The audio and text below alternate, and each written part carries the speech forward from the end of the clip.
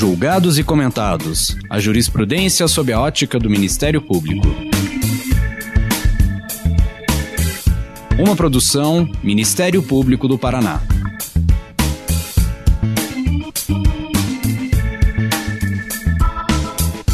Olá, estamos começando mais um episódio do Julgados e Comentados. Eu sou Eduardo Cambi e hoje abordaremos sobre a atuação do Ministério Público na tutela dos interesses sociais. Para tanto, contamos com a participação de Marcelo Goulart, promotor de justiça aposentado do Ministério Público de São Paulo. Lembramos que esse episódio foi gravado à distância em respeito às medidas de distanciamento social devido à pandemia da Covid-19. Nesse episódio, vamos abordar a legitimidade do Ministério Público para ajuizar ação coletiva em defesa dos interesses transindividuais e individuais homogêneos. Como definir o interesse social envolvido em casos que representam um manifesto direito individual homogêneo? Qual o papel do Ministério Público na defesa de interesses transindividuais, difusos e coletivos e de direitos individuais homogêneos? Essas e outras questões serão abordadas nesse episódio. Lembrando que Marcelo Goulart é um ícone do Ministério Público brasileiro, um dos maiores intérpretes da nova doutrina do Ministério Público. Foi o primeiro a pensar na construção teórica, crítica e didática dos modelos de Ministério Público demandista e resolutivo. Seja muito bem-vindo, Marcelo. Muito obrigado por ter aceitado o convite. Conta um pouquinho da tua história institucional, da tua carreira. Lembrando que você entrou no Ministério Público antes da Constituição Federal de 88 e nas últimas décadas passou por essas transformações da construção desse Ministério Público que temos hoje. Olá, Cambi, como vai você? Fiquei muito honrado com o convite que você me fez para participar desse podcast. Com grande prazer que participo para conversar com você, com seus ouvintes, né? E estou aqui à sua disposição. Eu ingressei no Ministério Público em 1984, né? Ainda antes da promulgação da Constituição de 88. Então, eu peguei o velho modelo do Ministério Público, ainda trabalhei dentro do velho modelo de Ministério Público, que eu costumo chamar de Ministério Público demandista, né? E depois vivi toda a transição do velho para o novo Ministério Público. Eu vivi, aliás, duas grandes transições que acho que foram muito importantes, né, para o meu desempenho durante a minha trajetória no Ministério Público. Primeiro, a transição da ditadura para a democracia, né? Por exemplo, eu estava na universidade estudando Direito na segunda metade da década de 70, quando se iniciou o processo de abertura ainda sob ditadura militar, né? Então, foi um momento de grande efervescência, de grandes debates, né, em nível nacional, sobre a necessidade de superar o autoritarismo e construir uma democracia no país. Então, foi uma experiência muito rica, né, essa vivência que eu tive nesse momento da história, estudando ali no Centro Nervoso de São Paulo, né, que é lá no Largo São Francisco. E dali, né, os movimentos, as passeatas, os atos públicos aconteciam ou partiam do Largo de São Francisco. Então foi uma vivência muito importante. Além de aprender muito sobre direito, justiça e democracia nos bancos universitários, né, na Faculdade de Direito, também essa participação, né, na vida do país, né, aquele momento importante, talvez único, né? E foi a partir daí, então, que fui despertando a minha vocação para o Ministério Público, né? E ingressei no Ministério Público em 84, e ainda sob o velho modelo, e já era testemunha anteriormente, por ter parentes no Ministério Público, por ter amigos e colegas de faculdade no Ministério Público. Também presenciei o debate sobre a lei orgânica, a nossa primeira lei orgânica nacional, né, de 1981, e também estava lá fazendo o meu curso de pós-graduação com colegas de Ministério Público. Eu ainda não estava no Ministério Público nessa fase, mas vivi o debate deles, né, presenciei esse debate e acompanhei, que foi também um momento rico, né, a Lei Orgânica Nacional, depois eu já no Ministério Público, a Lei da Ação Civil Pública, e logo em seguida a Constituição de 1988, né, consagrando um novo perfil de Ministério Público, dando autonomia à instituição, tarefas importantíssimas como a defesa do regime democrático, consagrando aquilo que já estava na Lei da Ação Civil Pública, que é a tutela dos interesses transindividuais, enfim, o Ministério Público ganhando também novas funções, a sua autonomia institucional, né, e as novas funções e atribuições que nós começamos, então, a desenvolver a partir de 88. Eu ainda um jovem promotor, né, junto com colegas aqui, eu fiz minha carreira na região de Ribeirão Preto, né. Eu, como opção minha pessoal, eu me aposentei como promotor de justiça, não quis chegar ao topo da carreira como procurador de justiça, porque eu acho que fazer Ministério Público a gente faz de verdade é como promotor de justiça, né? Eu fiz essa opção e me aposentei como promotor. Tive algumas passagens também pela administração superior, em primeiro lugar, como assessor do Procurador-Geral de Justiça. Eu fui coordenador do Núcleo de Políticas Públicas, que foi um órgão que existiu por curto tempo no Ministério Público de São Paulo, infelizmente, mas que era um órgão ligado a planejamento, projetos, né, importantes. E ali nós trabalhamos algumas questões interessantes, como uma nova organização espacial do Ministério Público, né, com criação de promotorias regionais de base estadual, que conseguimos, inclusive, mudar a lei orgânica estadual para contemplar essas possibilidades, mas ainda isso não foi efetivado, infelizmente, né? Tudo anda muito devagar, essas mudanças são muito lentas no Ministério Público, né? E depois fui 2 anos diretor da Escola Superior do Ministério Público também, onde discutimos ali, fizemos um curso de formação de agentes políticos que teve como tema central, né, e contamos ali com a participação de membros do Ministério Público de todo o país.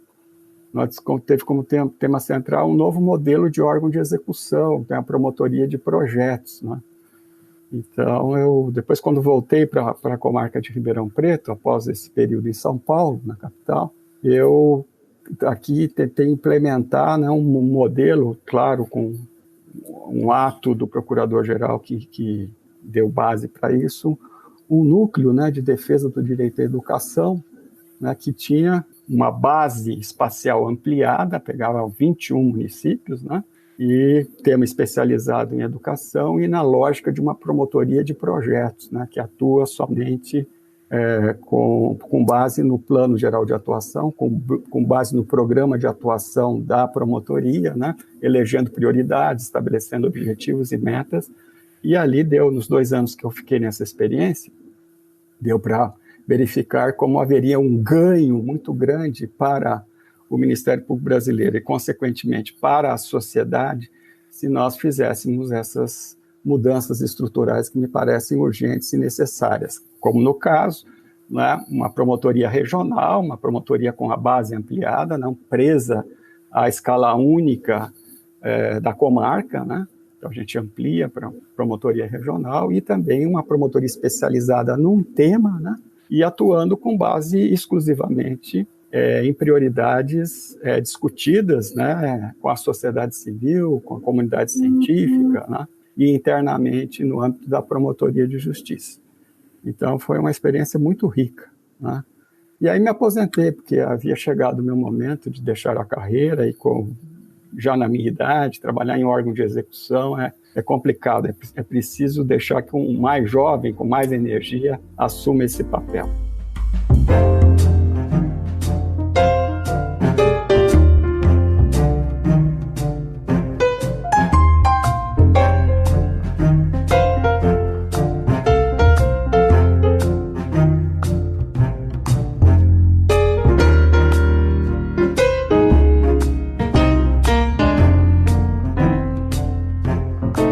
Marcelo, quando qualquer pessoa que não conhece tanto o Ministério Público pergunta para nós o que é o Ministério Público, a gente abre a Constituição e lê o artigo 127 caput, que diz: o Ministério Público é uma instituição permanente, essencial à função jurisdicional do Estado, incumbindo-lhe a defesa da ordem jurídica, do regime democrático e dos interesses sociais e individuais indisponíveis. E a gente acha que aquilo ali sempre foi assim, né? Que aquilo ali é a história do Ministério Público, aquilo resume o Ministério Público, mas a gente sabe que teve um antes disso e um construir a partir disso, para a gente chegar hoje, talvez, uma definição de que o Ministério Público é um agente de transformação social, é um defensor de direitos humanos e direitos fundamentais, que, imagino, é muito diferente de quando você fez a opção pelo Ministério Público numa outra época, em que o Ministério Público tinha e ainda tem um protagonismo na área penal, mas com a Constituição de 88 houve uma mudança radical no perfil do Ministério Público. Como é que você vê esse antes e esse depois, e em que estágio nós estamos da evolução desse conceito que está na Constituição, mas que precisa ainda ser desenvolvido? Se nós pegarmos a Constituição, nós vamos encontrar a definição do Ministério Público no artigo 127, como você bem disse, né? E aí, no artigo 128, 129, 130, 130A, nós vamos encontrar nas disposições que tratam da estrutura do Ministério Público, dos princípios institucionais, prerrogativas, né? Proibições, as funções institucionais, do Conselho Nacional do Ministério Público, nesses artigos, né? Do 127 ao 130A.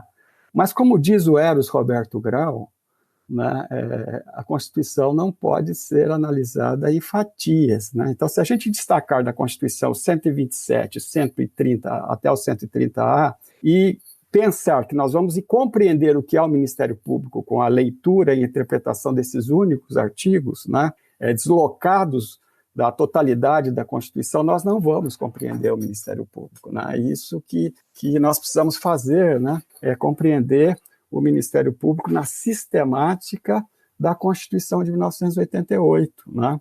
Aí sim nós vamos verificar onde se insere o Ministério Público no projeto societário da Constituição. Mas antes de entrar nesse tema, se nós entrarmos, eu gostaria de fazer a distinção, né, do velho e do novo, de acordo com a minha experiência, né? O que eu chamo de Ministério Público demandista, que é o paradigma, né, formalmente superado, mas que na prática ainda resiste, né? Era o Ministério Público que eu ingressei, né? Um Ministério Público que não tinha autonomia, era um Ministério Público vinculado ao Poder Executivo, era um Ministério Público institucionalmente, né, também muito dependente do Judiciário, porque imagine só, o Ministério Público existia, tinha todo o seu trabalho, era realizado para o processo ou no processo judicial. Então, se naquela época, né, vamos pensar aqui numa hipótese meramente cerebrina, claro que isso não iria ocorrer, mas se ocorresse para explicar como era o Ministério Público. Então, ele era vinculado ao Executivo, né, e, de certa forma, subordinado ao Judiciário, embora não fosse um órgão do Poder Judiciário, ele era vinculado, tinha uma vinculação muito forte ao Judiciário, né? Funcionalmente vinculado ao Judiciário, porque atuava no processo judicial. Então, vamos dizer que naquele momento da história, se resolvesse tirar o Poder Judiciário da organização política do Estado. Então, nós não vamos ter mais Judiciário. O que aconteceria com o Ministério Público? Ele também sairia do cenário, né, junto com o Judiciário, porque a atuação do Ministério Público era toda ela voltada para o processo judicial. A atuação do Ministério Público era no processo judicial. Esse é o Ministério Público que eu entrei. Agora, o Ministério Público ganhou autonomia e hoje ele não atua só no processo judicial. Ele tem uma gama de atribuições, né, que fazem com que o Ministério Público tenha uma forte atuação fora do processo judicial, fora dos tribunais. Então, mudou isso, né, com o Ministério Público atuando na defesa dos interesses sociais, né, dos interesses difusos, dos interesses coletivos.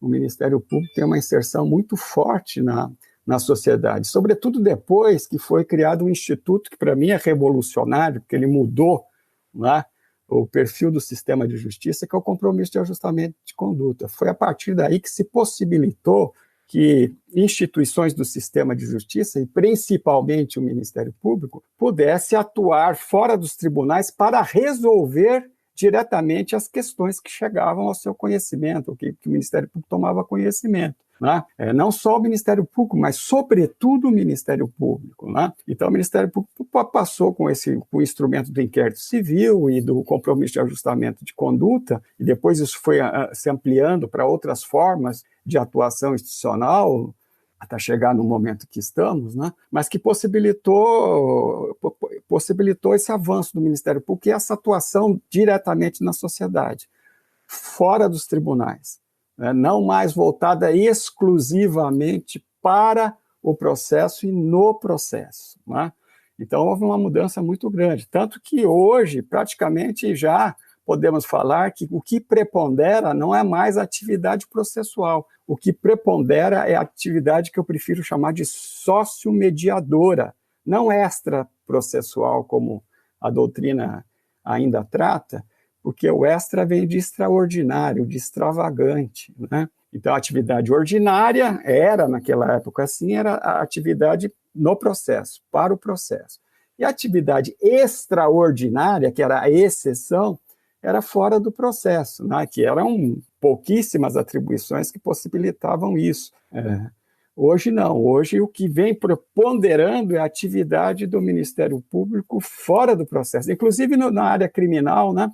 Interferindo nas políticas públicas, induzindo políticas públicas de segurança pública, podendo ter uma atividade também fora do processo criminal, onde o princípio da obrigatoriedade da ação penal pública e o princípio da disponibilidade, né, dificulta, de certa forma, essa tarefa extrajurisdicional. Hoje o Ministério Público também tem procedimentos próprios pelos quais ele pode apurar o crime, enfim, existe a possibilidade de transação também no processo penal, então ampliou essa possibilidade de atuação do Ministério Público fora do processo, né, ou diretamente na sociedade. Então isso hoje vem preponderando, então não dá para falar mais que a atividade fazer trabalhar com essa díade, né, processual e extraprocessual, jurisdicional e extrajurisdicional, né, judicial ou extrajudicial, né, que são as expressões consagradas, né.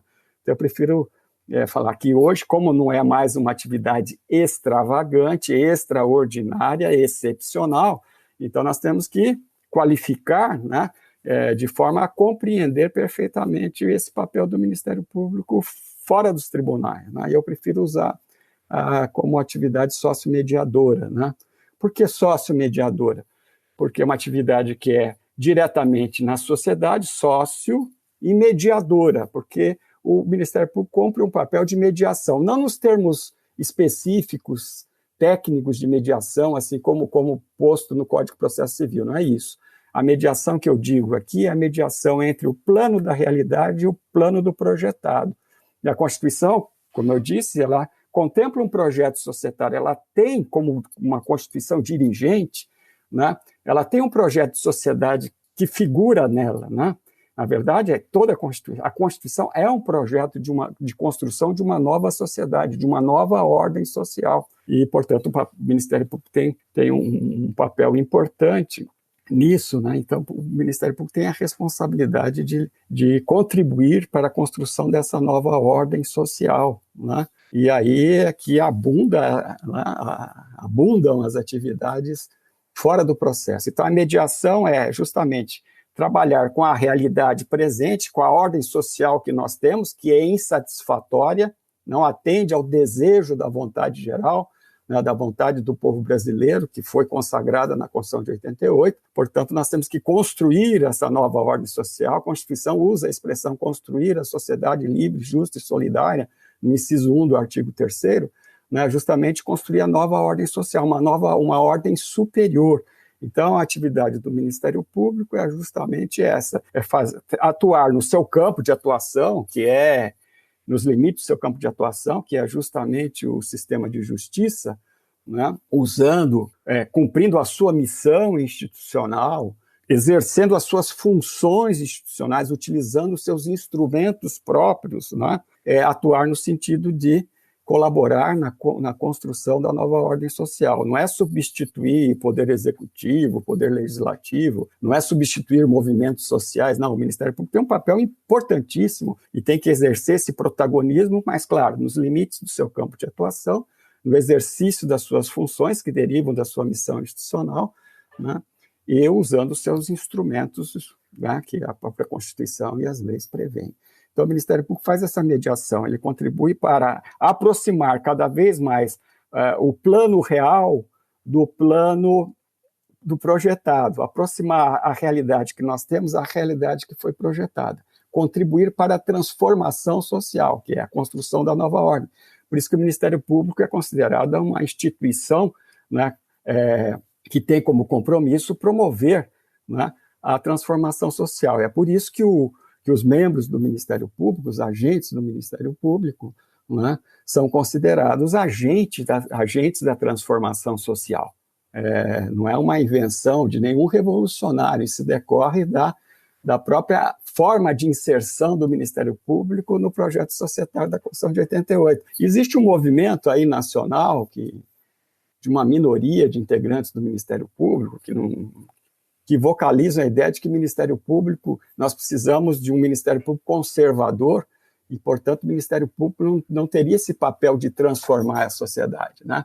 Quer dizer, essa visão é completamente distinta daquela que está consagrada na Constituição de 1988. Portanto, o que eles falam, né, o que eles dizem, o que eles pregam, né, não tem nada a ver com o Ministério Público que devemos, todos nós que integramos a instituição, realizar concretamente, né? Então, esse papel da mediação é justamente a mediação entre o plano do real e o plano do projetado, fazendo com que, através da nossa atuação, o Ministério Público possa colaborar para que a ordem social se transforme, né, e aquilo que existe, né, chegue bem próximo daquilo que foi projetado. Então, essa mediação que cabe ao Ministério Público. Por isso que eu digo e afirmo que essa atividade sócio-mediadora é a atividade que nós fazemos diretamente na sociedade, né, promovendo essa mediação, que é a construção da nova ordem social, né?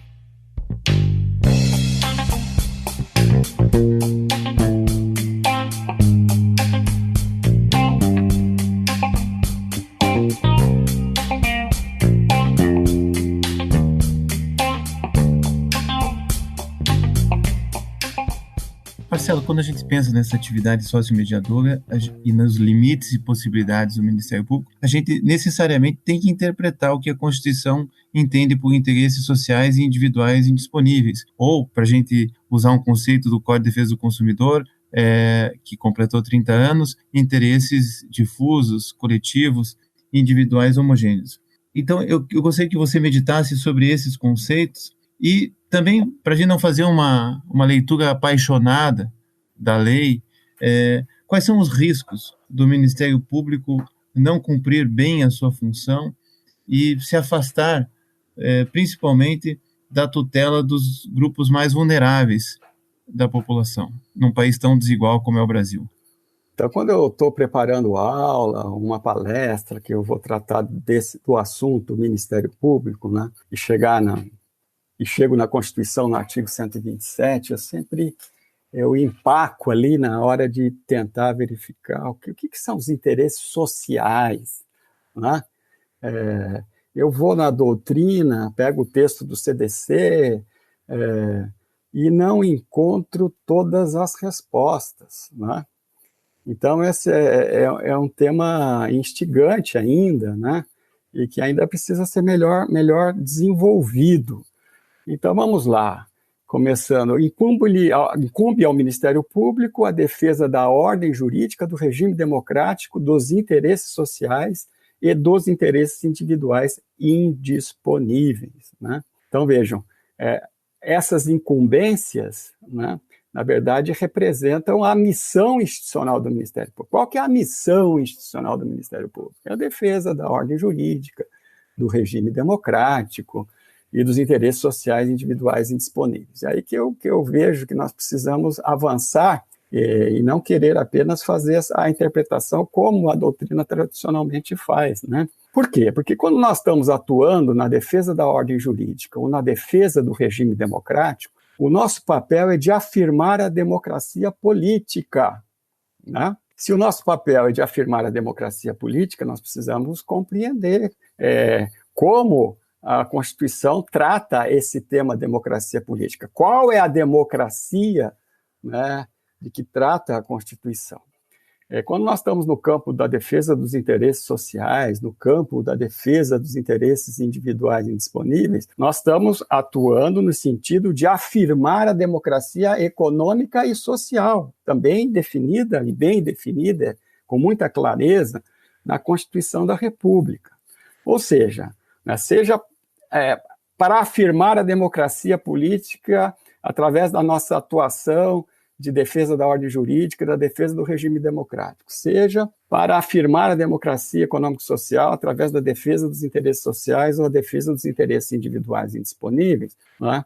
Nós estamos o quê? Promovendo a defesa da democracia substantiva, assim como definida na Constituição. Quer dizer, o nosso vínculo é com a Constituição. Esse é o limite do Ministério Público. E isso que o membro do Ministério Público, o agente político do Ministério Público, precisa ter consciência, que é dessa vinculação do Ministério Público com o modelo de democracia política semidireta, econômica e social, assim como definida na Constituição. E eu vejo muitas vezes, na experiência prática, que grande parte dos membros do Ministério Público atuam, né, no cumprimento da missão institucional, mas sem ter muita clareza sobre essa questão. Quer dizer, a tarefa do Ministério Público é defender a democracia substantiva, ou seja, promover e defender os interesses estratégicos da sociedade brasileira. Isso é Ministério Público. Um outro problema que eu vejo é que decorre da especialidade, de uma patologia da nossa especialização, que foi a fragmentação do Ministério Público e a perda da coesão e da visão da totalidade institucional, do nosso papel. Por isso que a gente não consegue visualizar que, como missão do Ministério Público, primeira, da qual derivam todas as nossas atribuições, que é a defesa da democracia substantiva. E por que a especialização, ou a patologia decorrente da especialização, porque a especialização ela é necessária com esse rol de atribuições que nós temos, né? amplíssimo, então é necessário especializarmos. Temos promotorias especializadas, agentes políticos especializados em determinados temas, né? Porque isso favorece e dá mais eficiência e eficácia ao trabalho do Ministério Público, né? Mas aí ocorreu uma patologia, que foi a fragmentação. Tanto que eu ouço muitas vezes, né, colegas, e eu já pratiquei esse equívoco, né, falando o Ministério Público Ambiental, o Ministério Público Criminal, o Ministério Público da Infância, o Ministério Público do Consumidor. Não, isso não existe. Não existem esses diversos ministérios públicos, né? Existem atribuições, né? O Ministério Público é o órgão responsável pela promoção e defesa da democracia substantiva, assim como determinada na Constituição. E, por isso, ele faz a defesa do meio ambiente, porque a defesa do meio ambiente, garantir, né, o meio ambiente ecologicamente equilibrado, é fundamental para dar vida à democracia substantiva. É por isso que o Ministério Público combate a criminalidade, né? Porque a paz social, a segurança pública é inerente a uma democracia substantiva. Se isso não está ocorrendo, se não temos a segurança adequada, né? Se a paz social não está garantida, a nossa democracia está fragilizada. Então é por isso que o Ministério Público atua na área criminal. É por isso que o Ministério Público faz a tutela dos direitos individuais, coletivos e difusos da infância e juventude, né? Porque garantir o desenvolvimento pleno da criança e do adolescente é fundamental para termos uma cidadania consciente e construirmos uma democracia substantiva.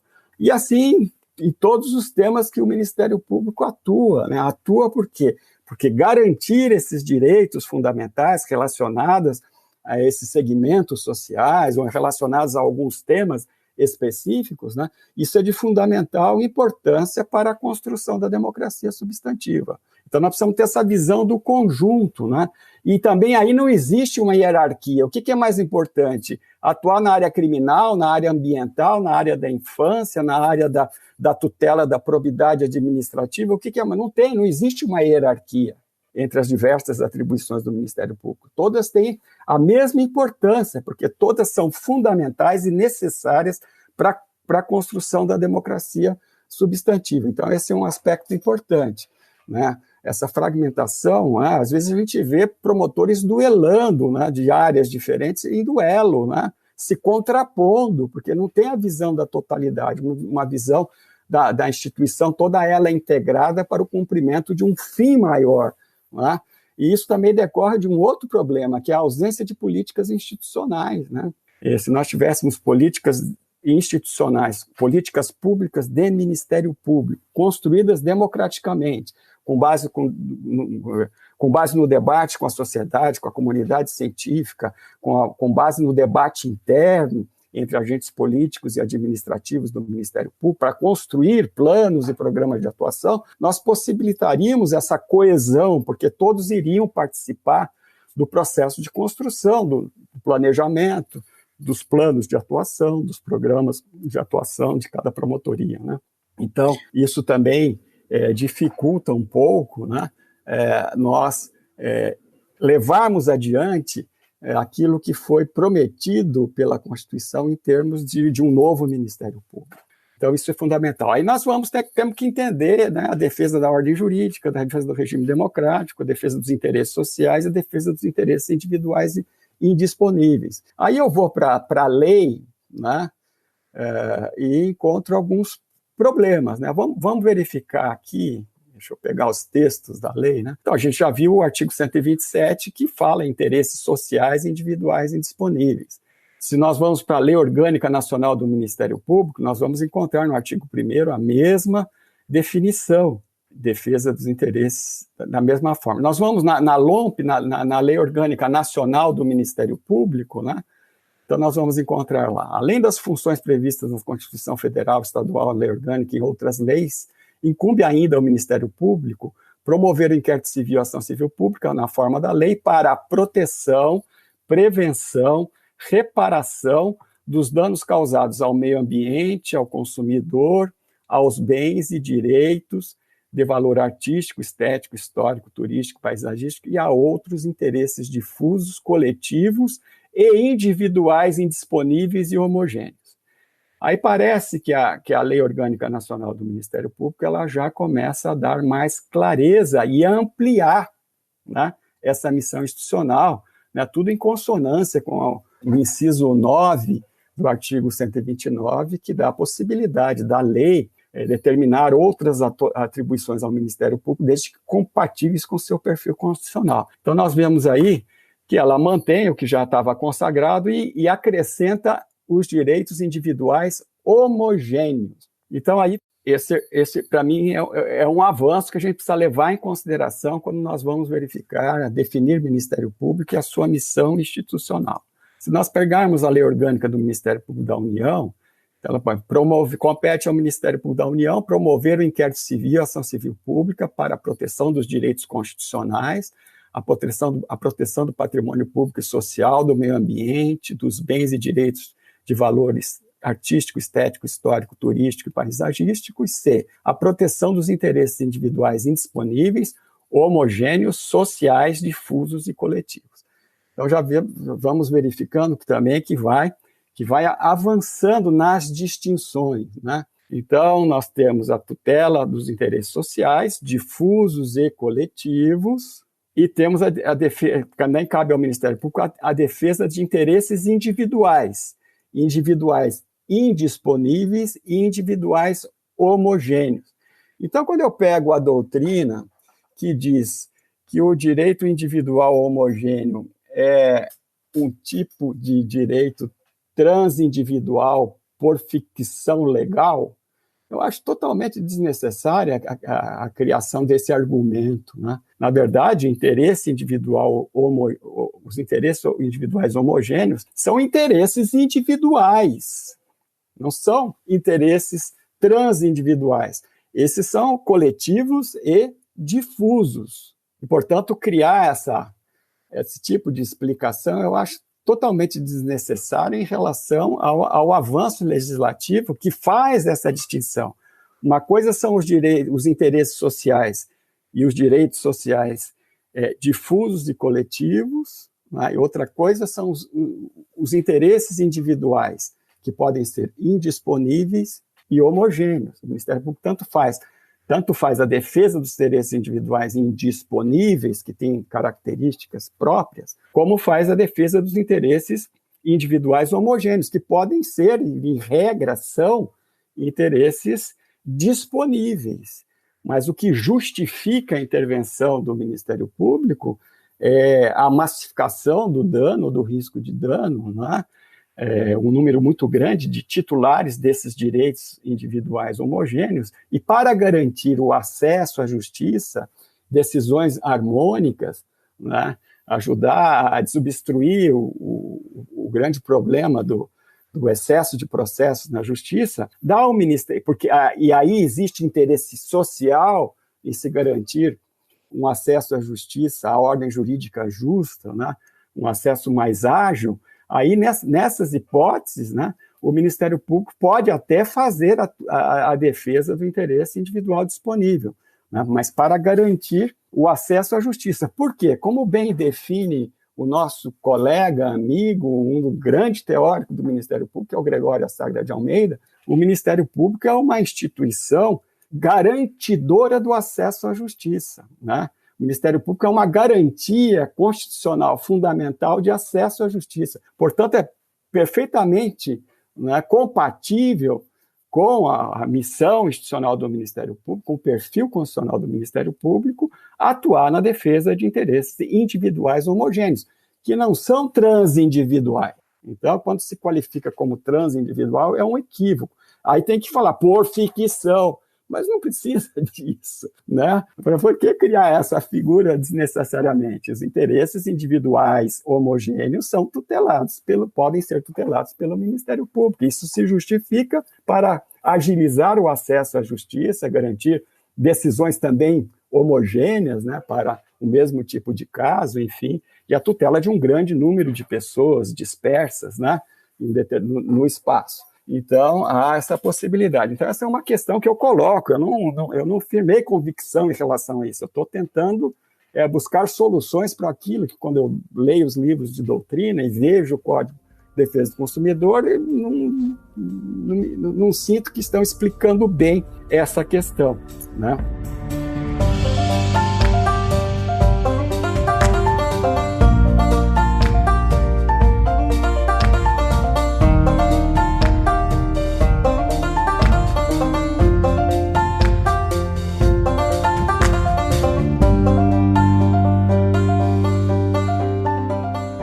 Marcelo, quando a gente vai um pouquinho além nesse raciocínio, a gente vê que o Ministério Público Brasileiro ele foi construído à imagem e semelhança do judiciário, né? Onde havia uma comarca, se colocaria lá um promotor, né? Por quê? Porque tinha essa visão demandista do Ministério Público e, eventualmente, no cível, aquela visão arcaica do custos legis, para ser um mero parecerista. Agora, nessa dimensão do Ministério Público Resolutivo, de agente de transformação social, a gente precisa pensar numa atuação estratégica para alterar as realidades sociais que, às vezes, vão muito além daquela dimensão de uma comarca, ou de um município, de uma região, e, de certo modo, o Código de Defesa do Consumidor avança ao aumentar não pensar só no interesse individual, naquela ideia de patrimônio como o único bem a ser tutelado pelo direito, ou seja, sai de um modelo do Código Civil, que está centrado no patrimônio, ou basicamente no patrimônio, para um modelo mais amplo, que vai ser acrescentado ali com os direitos humanos, os direitos fundamentais, os diversos estatutos da criança, do adolescente, do consumidor, da pessoa com deficiência, do idoso, e assim sucessivamente. A minha pergunta é: como pensar numa nova estruturação do Ministério Público que vá além dessa vinculação com o Poder Judiciário para poder chegar de uma forma estratégica a conseguir resultados melhores para a sociedade? Nós precisamos promover reformas estruturais e fazer uma revolução cultural do Ministério Público. É isso que a Constituição aponta, né? Nós temos um novo Ministério Público, um novo modelo de Ministério Público, novas funções, novas atribuições, novos instrumentos, e precisamos adequar a instituição, a estrutura da instituição a esse novo momento da história do país e da história do Ministério Público, para que o Ministério Público possa contribuir para o cumprimento da sua missão, ou de alcançar o objetivo estratégico da República, que é a construção da sociedade livre, justa e solidária. Para isso, o Ministério Público não pode viver na estrutura. A nossa estrutura, hoje, mais de 30 anos depois da da edição da Constituição de 1988, nós vivemos nos Ministérios Públicos Estaduais estruturas semelhantes à do Ministério Público de quando eu ingressei, pré-Constituição de 1988. Uma das questões é essa que você coloca, que eu já me manifestei sobre isso no nosso diálogo, que é a questão da escala única de comarca. Nós precisamos pensar numa nova organização espacial do Ministério Público. Aí, para o Ministério Público Estadual, que é o que eu conheço mais, porque eu atuei 34 anos no Ministério Público e vivi esse momento transicional, nós precisamos trabalhar em múltiplas escalas, né? Então, precisamos de promotorias locais, típicas das comarcas, porque para determinadas questões ela que garante a efetividade, né? Mas precisamos de promotorias regionais. Quando nós estamos tratando das políticas públicas, por exemplo, de educação, saúde, assistência social, essas políticas públicas, elas se irradiam, elas se desenvolvem a partir de uma região, que nós temos a relação municípios-estado, e os estados estão divididos em regiões, né, para a saúde, para a educação, para a assistência social. Então, a política tem um gestor estadual que trabalha nesse sentido, esse gestor discute com os gestores municipais, né, numa determinada base espacial administrativa. Então, nós precisamos de um promotor, por exemplo, da educação, da saúde, né, ou que trabalha na área social, né, do desenvolvimento social, de infância, idoso, promotores que atuem regionalmente para poder, né, fazer o controle, a fiscalização e a indução dessas políticas públicas. E especializado, porque esses temas são temas complexos, né? Então você deixa na mão de um pobre coitado promotor de justiça, né, lá na sua pequena comarca, no fundão do Estado, ele tem todas as atribuições e incumbências. Como é que ele pode dar conta, né? Eu costumo sempre trazer essa imagem, né? Então, eu sou um promotor na comarca lá de Xixirica da Serra, né?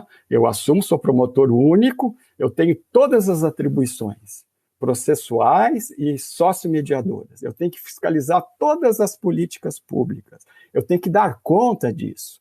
E isso hoje é impossível. Eu costumo brincar que se nós nos dirigíssemos a Metrópolis, fôssemos a sede do Planeta Diário, lá nos Estados Unidos, e convidar o Clark Kent para ser promotor de justiça nessa comarca, o Clark Kent não aceitaria, porque nem o super-homem é capaz de dar conta dessa tarefa, né? Porque aí o que acontece?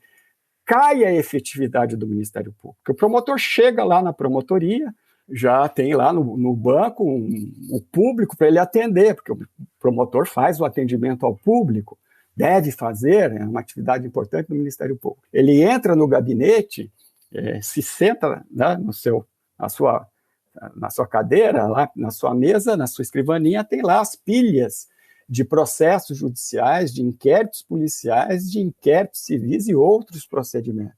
Não é? Então, ele tem que baixar essas pilhas. À 1h da tarde, ele tem que se dirigir ao fórum, ou se o gabinete dele está instalado no fórum, ele ouve o pregão do oficial de justiça, convocando-o a participar das audiências criminais e cíveis, né, que ele tem também que estar presente, né? E, além de tudo, ele tem que fiscalizar a probidade administrativa, ele tem que fiscalizar as políticas de infância, de meio ambiente, de urbanismo, do consumidor, do idoso, né? Enfim, da mulher vítima de violência, ele tem que cuidar não é possível, ele não dá conta, é impossível, não dá para exigir isso do promotor. O que ele faz, então? Ele elege, né, ele vai trabalhar nos processos judiciais, não tem jeito de fugir disso, ele vai às audiências, vai fazer o atendimento ao público, e na área das políticas públicas, dos interesses difusos e coletivos, né, o que ele fará? Ele vai escolher uma área que ele tenha uma maior simpatia e vai destinar essa área para ter um trabalho mais profundo. Nos outros, ele vai atuar reativamente mediante provocação, que não é o caso do Ministério Público da Constituição de 88, que nós chamamos de novo paradigma de Ministério Público Resolutivo. O Ministério Público Resolutivo da Constituição é aquele que vai ao encontro dos problemas, né? Aquele que faz um diagnóstico dos problemas sociais, elege prioridades e atua nas áreas que o agente político tem tem atribuição, mas o promotor dessa comarca, dessa promotoria, não tem condição de fazer isso. Então, ele vai trabalhar na infância, ele gosta muito da infância. Então, ele faz reuniões com o conselho tutelar, ele visita as escolas, ele instaura os inquéritos civis, né? Aí chega um momento em que ele tem muita atividade sócio-mediadora e não é possível mais participar das audiências. O que acontece? O juiz começa a anotar no termo de audiência a ausência do promotor de justiça, porque ele estava lá, reunião com o Conselho Tutelar, tentando resolver uma questão da política pública da infância, e não pôde aquele dia comparecer à audiência, porque as audiências seriam sobre temas não tão relevantes como esses, né? E ele tem que fazer tudo. Então ele tem que abrir mão de alguma coisa para poder realizar a outra. Aí isso chega na corregedoria, a corregedoria instaura um procedimento pela ausência dele numa audiência civil lá, que tratava de uma tutela, por exemplo, e aí a corregedoria instaura o procedimento, o promotor é obrigado a se manifestar, vai responder a uma sindicância, um procedimento administrativo, e receber lá, vamos lá, uma pena de advertência. Bom, o que esse promotor faz? Ele não quer correr esse risco, então ele recua. Ele recuando vai atuar burocraticamente, reativamente, cumprir o mínimo necessário para não ficar correndo esses riscos, né? E outra coisa, ele se desencanta, porque se prometia ao promotor que ele ingressaria numa instituição onde ele seria um agente da transformação social. E ele vê que ele fica refém da burocracia processual. Então, que ele desanima, recua e passa a ser um promotor burocrático.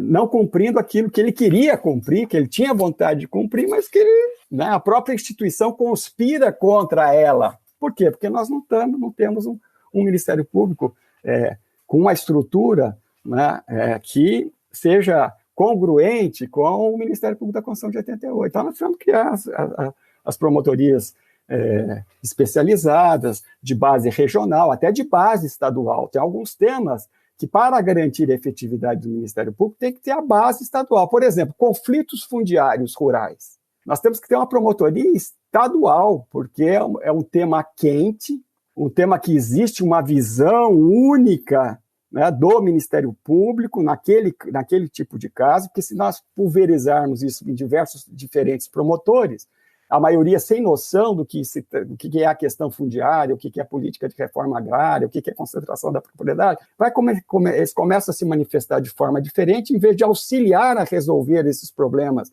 e garantir a paz social no campo, né? Na verdade, o promotor vai complicar essas situações, né? Então, nós precisamos ter uma base, até porque o problema fundiário rural, ele é migrante, né?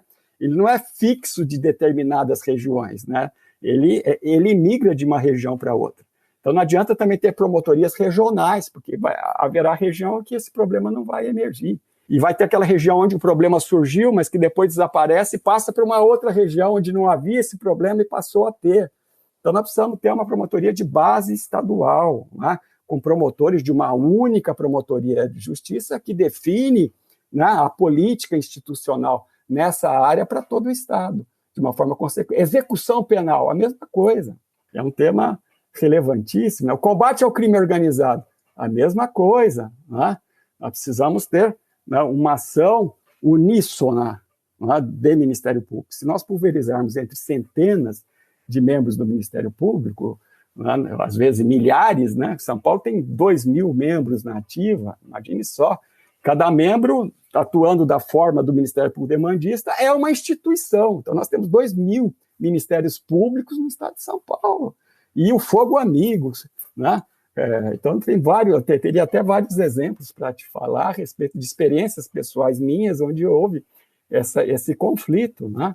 E, portanto, um promotor conspirando contra a efetividade do trabalho do outro, porque tem uma posição divergente, baseada no senso comum, não numa discussão interna da definição de uma política para atuar naquele tipo de causa, né? Então, essa é uma questão que me parece básica. E eu acho que se começarmos com essa mudança outras. Por exemplo, a especialização. Se nós temos promotorias regionais, são promotorias especializadas. Se nós temos promotorias de base estadual, são promotorias especializadas.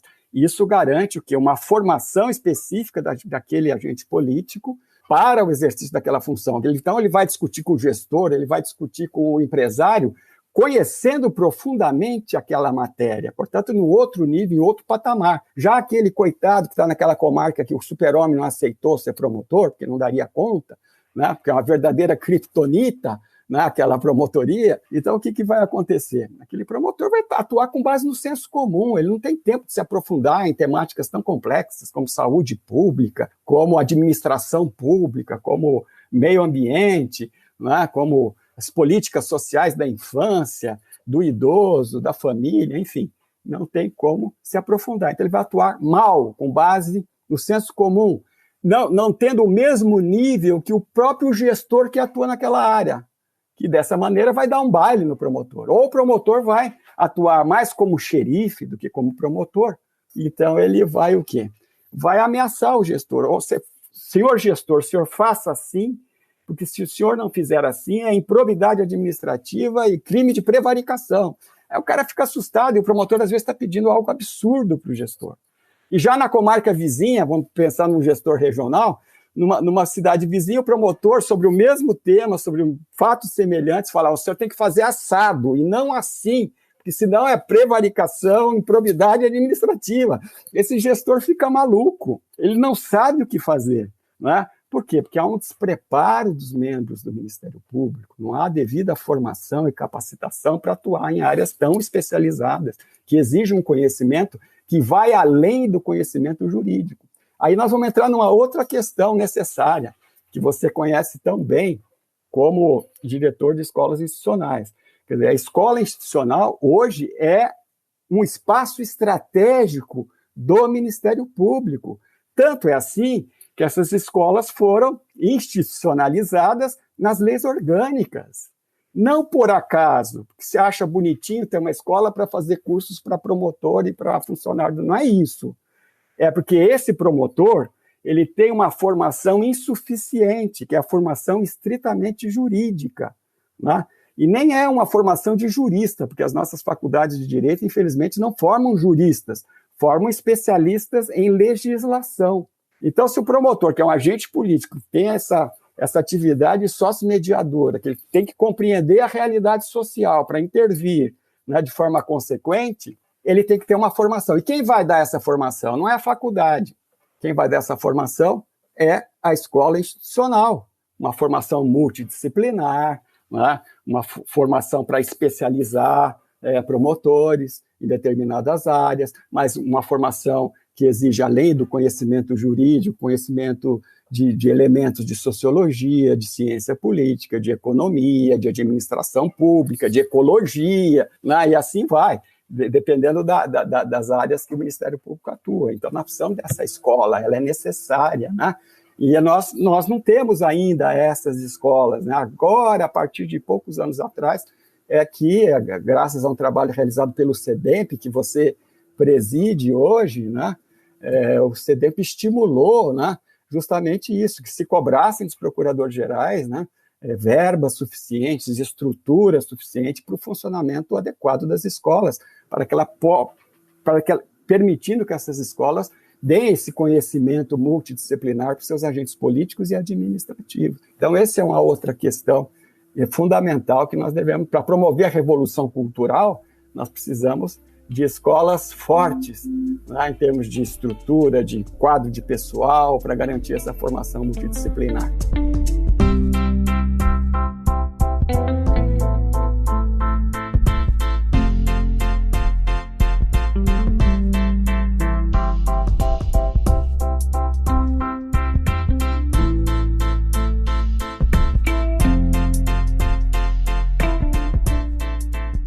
Para a gente terminar, né? Você, cidadão Marcelo Pedroso Goulart, que já está fora do Ministério Público, que olha o Ministério Público agora de outro ângulo, que mensagem você deixaria para o Ministério Público brasileiro? É uma mensagem de que o Ministério Público é uma instituição fundamental para, né, a efetivação da democracia no país. Dificilmente nós vamos avançar no processo democrático sem a atuação firme, consciente, de um Ministério Público, né, que tem uma direção consciente. Nós vivemos uma crise porque nós perdemos efetividade, por falta das reformas institucionais estruturais e por falta dessa revolução cultural de que nós tratamos aqui, né? E, portanto, eu acredito que chegou o momento, isso está pegando no Ministério Público Brasileiro, a ideia de um Ministério Público resolutivo, né? Essa ideia vingou, a preocupação com a efetividade do Ministério Público, né? Eu acredito que nós vamos aqui agora fazer todas essas mudanças, né? Que elas não vêm da noite para o dia, né? São construções, mas nós estávamos meio paralisados aí no final dos anos 90, início dos anos 2000, então é de pouco tempo para cá que a instituição ganhou essa consciência para se reformular, para bem cumprir esse papel. O Ministério Público é necessário, e eu acredito nessa instituição. Na história do Brasil republicano, mostra o quanto foi importante o Ministério Público, o quanto é importante o Ministério Público para a garantia dos direitos fundamentais e para a construção da democracia. Então, eu tenho fé nessa instituição, acredito nela, e por isso que eu permaneço nela em espírito, né?